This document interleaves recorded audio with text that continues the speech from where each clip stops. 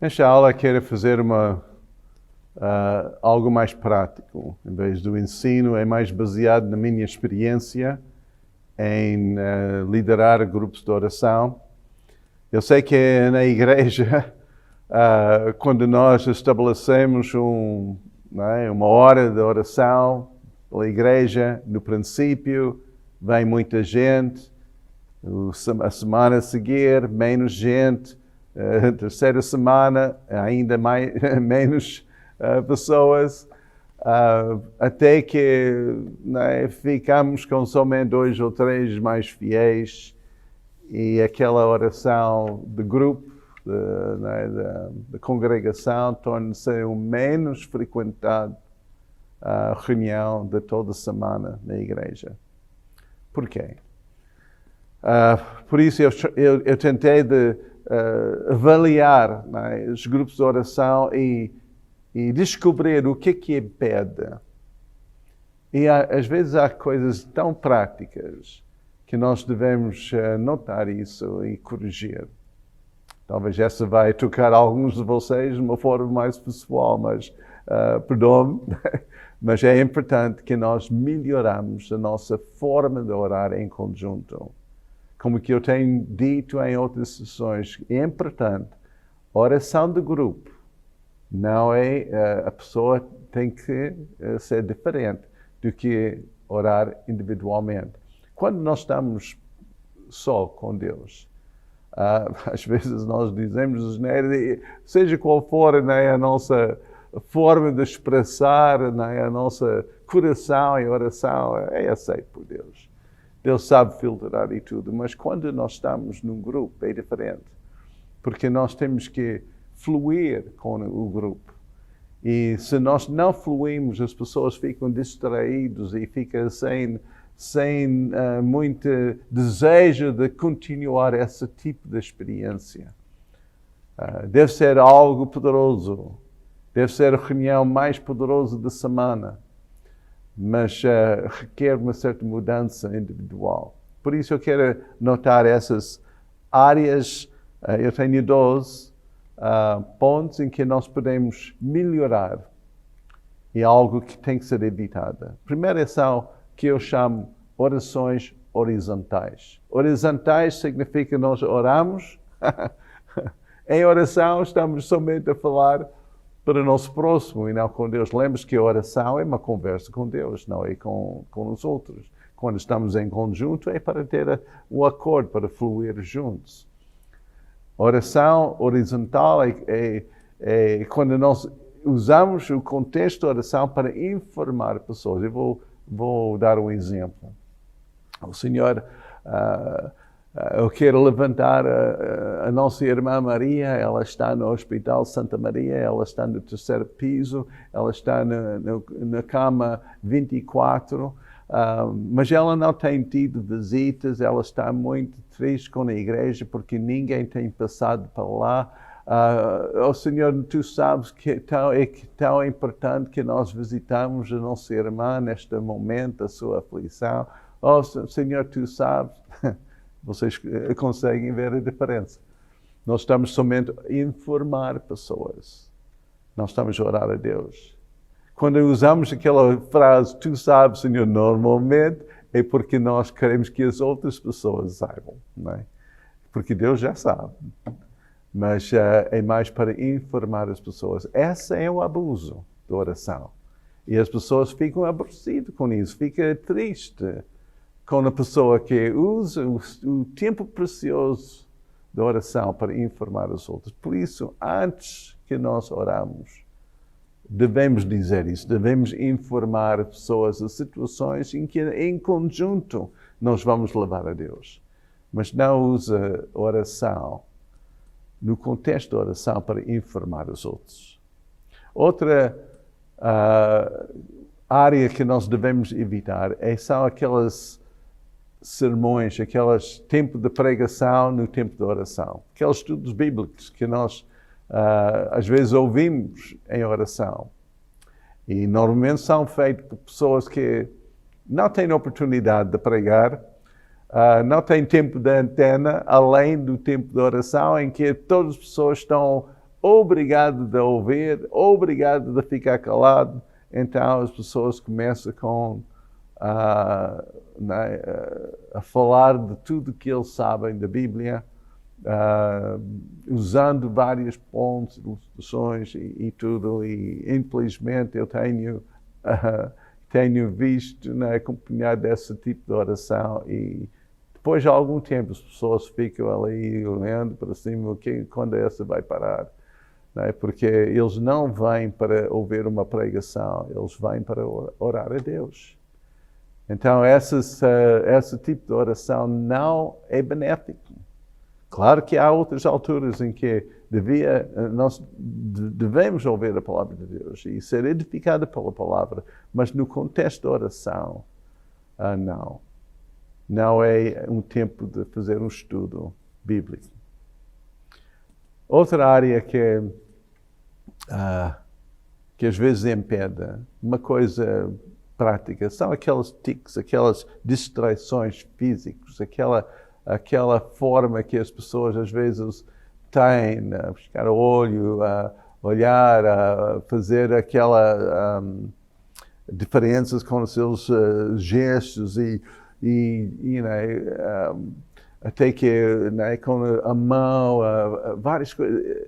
Eles nem são conscientes daquilo que eles estão a fazer, mas as outras pessoas estão a ver e torna-se uma distração, usando essas tics assim, só distrai, só tira a atenção daquilo que é importante. A outra forma acompanhada com isso, é aqueles sons artificiais. Ou usar uma voz assim que nós pensamos que é mais espiritual. Oh Deus Altíssimo, estás nos céus. E usamos aquilo, eu não sei porque as pessoas fazem, talvez para parecer mais espiritual, usando uma forma de português mais arcaico, que se encontra em certas versões da Bíblia mais antigas. Essa não é mais espiritual, até que torna-se uma certa distração. Pessoas que usam certas palavras como vírgulas, como oh Senhor, Tu sabes, Senhor, que nós estamos nessa situação, Senhor, e Senhor, Tu sabes. Então usa aquela Senhor como vírgula. E depois de algum tempo, a pessoa está somente a ouvir aquele Senhor, e não está a ouvir o resto. Então, essas são áreas que nós devemos evitar. Eu lembro uma vez, estava a orar com meu pai, e ele estava a usar aquela... a limpar a sua garganta, mas com tanta frequência que depois de algum tempo ele disse, pai, faz favor, não faz isso. Está a distrair, mas pessoas criam um certo hábito e, sem saber, aquilo impede em vez de promove, em vez de ajuda da oração. Outra área que para mim é tão importante é não fazer orações longas, compridas. Cada pessoa, num grupo, tem parte da oração. Se é somente uma pessoa que vai orar, então não vale a pena estar lá. Pode fazer isso em casa. Mas quando está num grupo, é para o grupo participar nessa oração. Tem parte da oração, não tem tudo. Talvez tu tens muito mais coisas a dizer, mas tem que controlar a ti mesmo, para somente dizer aquilo que é a tua parte, aquilo que Deus dirige para ti. E outra pessoa vai fazer outra parte. Talvez vai voltar a ti, mas pelo menos deixa o grupo participar na oração. É uma oração coletiva, em vez de uma oração individual. Por isso, tem que evitar aquelas orações longas. Também, junto com isso, e eu e a minha esposa tivemos de aprender esse aspecto, na nossa vida em conjunto, porque ambos de nós gostamos de orar. Mas quando nós oramos em conjunto, temos que aplicar aquilo que eu estou a ensinar hoje. E uma coisa que eu lembro, a minha esposa, que foi criada no campo missionário, ela é filha de um missionário, e então, desde pequeno, ela orava pelas nações, orava pelas situações em todo o mundo. Então, quando nós começamos a nossa vida em conjunto, oramos juntos, e ela começou em África, passou para a Ásia, passou para isso. Então, ela deu voltas do mundo. E no princípio eu acompanhava, mas depois de algum tempo ela perdeu-me pela Amazônia, perdeu-me para... E eu comecei a pensar em outras coisas e distraí, eu fiquei, e tentei voltar. Mas essas orações de dar volta ao mundo, quando está com outros, devem ser evitadas. Porque não consegue acompanhar todo esse percurso. Foca em certos assuntos e certas súplicas assim específicas, em que pode haver aquela concordância, e essa é muito mais eficaz do que somente a quantidade da oração que pode fazer quando está em conjunto. Porque quando está em conjunto, né, e faz orações longas ou à volta do mundo, a tendência é haver repetições. E essa é outra coisa que tem que ser evitada. Não repeta. Ou quando alguém fez parte da oração e depois a pessoa a seguir diz a mesma coisa, então é como que a primeira pessoa não fazia bem, então a outra tinha de dizer exatamente, mas de uma forma melhor. Não há concorrência nisso. Não há vamos melhorar, vamos corrigir aquilo que a outra pessoa diz, ou vamos dizer a mesma coisa porque eu tenho mais autoridade de falar. Não. Seja qual for a motivação para trás, quando nós oramos em conjunto com outros, vamos respeitar aquilo que a outra pessoa está a orar, vamos dizer amém, e quando passa para nós, quando nós fazemos a nossa parte, Deus tem outra parte dessa oração, não a mesma parte. Okay? Não repete, mas continua para que essa oração seja completa e seja aquilo que é a vontade de Deus. Quando está nesse grupo, alguém vai liderar, não é? E para saber quando passar do assunto ao assunto. Não passa rapidamente um assunto ao outro. Porque muitas vezes Deus tem mais a dizer, mais que tem que ser orado antes de passar para outro assunto. Por isso a liderança é muito importante no grupo de oração, que o líder vai coordenar o fluir desta mudança de assuntos. Não tenha medo do tempo de silêncio. Não pense que agora ninguém está a falar, eu tenho que dizer alguma coisa, eu tenho que falar. Não tem medo.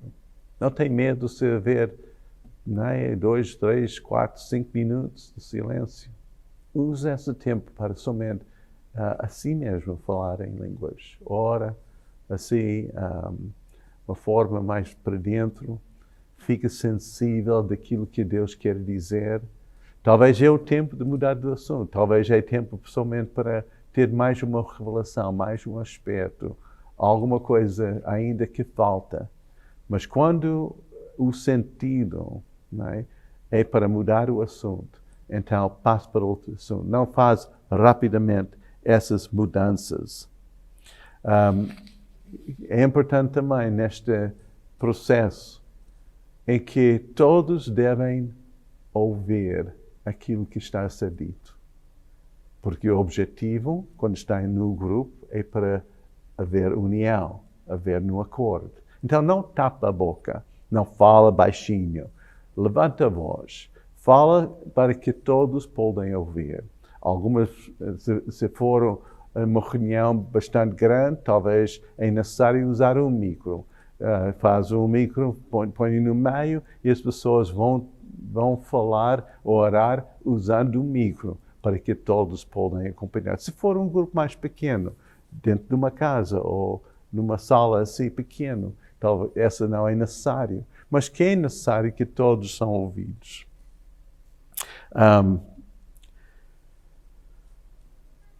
É importante que nós prestamos atenção daquilo que está a ser orado.